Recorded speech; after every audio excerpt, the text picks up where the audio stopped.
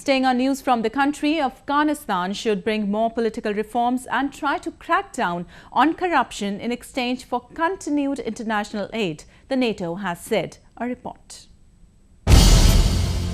NATO Chief Jens Stoltenberg said that Afghanistan's long-term success requires strengthening of security institutions, stable leadership decisions and effective mechanisms to root out corruption.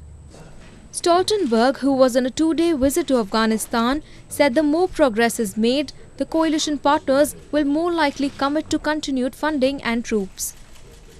I am encouraged by the work of the National Unity Government.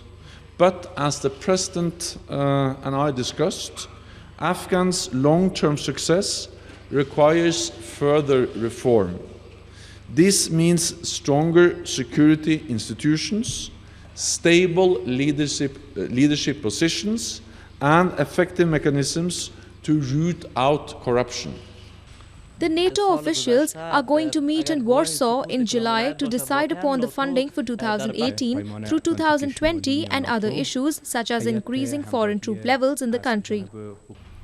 It means stepping up the Afghan investment in the security forces, and it also means ensuring that human rights, including for women and children, are fully respected. And we continue to provide financial support to the Afghan forces so that the Afghan forces can become sustainable in the long term, protect the Afghan people and suppressing terrorism.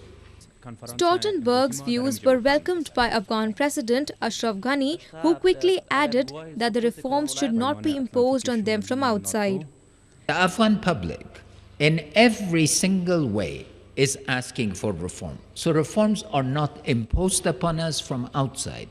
It is a response to the heartfelt wishes of our public, because the public sees corruption as great as a threat as terrorism. International backers have raised concern over the growing problem of corruption in Afghanistan. They want assurance from the Afghan leadership of strong measures for continued financial support.